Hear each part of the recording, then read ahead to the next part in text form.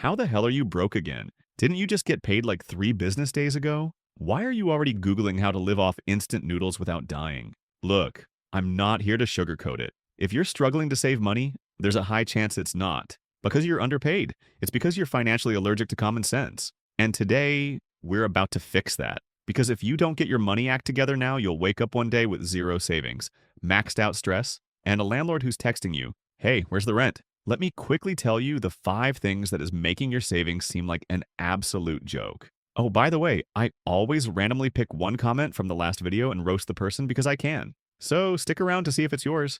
Number 1, the I deserve it syndrome. You had a bad day, so you treat yourself. Newsflash, James and Sophia, you're not a dog. You don't need treats every time you sit through life. Treating yourself after every minor inconvenience is how you end up rewarding failure. Number 2, emotional spending. You had a rough day. Your boss yelled at you. Traffic sucked. Your pet looked at you weird. So what do? You treat yourself again. That $6 latte wasn't self-care. It was self-sabotage in a cup. Number 3, it's just $2 syndrome. It's just $3. It's just $30 sushi combo with delivery fees. Guess what? 10 of those and you've just burned your entire budget. Number 4, living like you're rich. When you're actually broke, as fake luxury is the disease. Everyone wants to look rich instead of becoming rich. You don't need the latest iPhone if your savings account can't even beat a vending machine. Wake up. You're not saving because you keep lying to yourself. You tell yourself you'll start saving next month. Spoiler, you've been saying that since 2019. Number 5, you budget in your head. Oh yeah, I know how much I'm spending. No, you don't.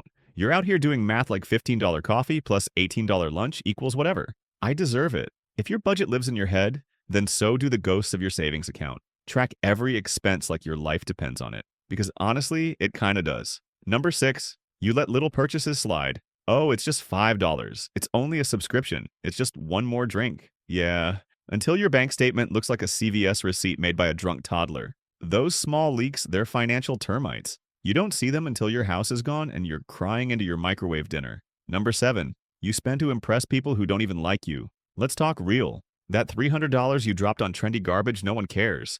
You're broke and trying to impress people. Pick a struggle. Number 8, you think you'll start saving later. There is no magical future where you suddenly become a responsible adult with stacks in the bank and discipline falling from the sky. If you're not saving now, you're not saving later. You're just delaying your downfall. All right, now here are the 3 savage hacks that slap my wallet into shape. 1, the disrespect rule. It's simple. If a purchase disrespects your future, it doesn't deserve your money. That's it. Ask yourself before you buy anything. Is this $40 Uber ride helping future me win? Or is it just me being lazy because I didn't leave the house on time? If the answer is disrespect, you walk away. No second thoughts. Because once you realize that every dollar you spend is either building your future or burning it down, you'll get savage real fast. 2, automate it like you're lazy.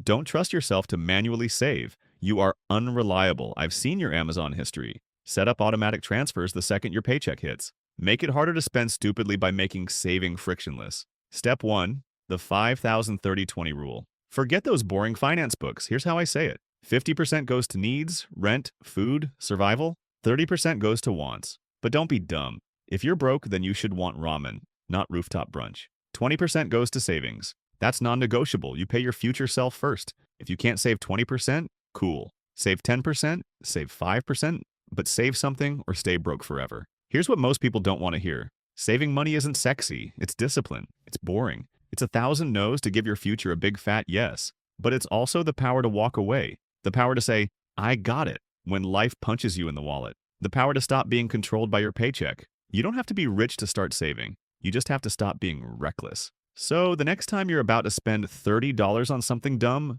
pause and imagine future you looking at you like, really? That's what we're doing now? Then put the money away and walk off like the financially evolved savage you are. All right, if this video slapped some sense into you, good. That was the goal. Now, take this energy and actually do something with it. Start saving. Start tracking. Start being the kind of person your broke past self would high five. Lastly, if you've watched this far and still haven't subscribed, I genuinely hope your bank app freezes next time you try to check your balance. So if you think subscribing is too much, I get it. Making smart decisions clearly isn't your thing.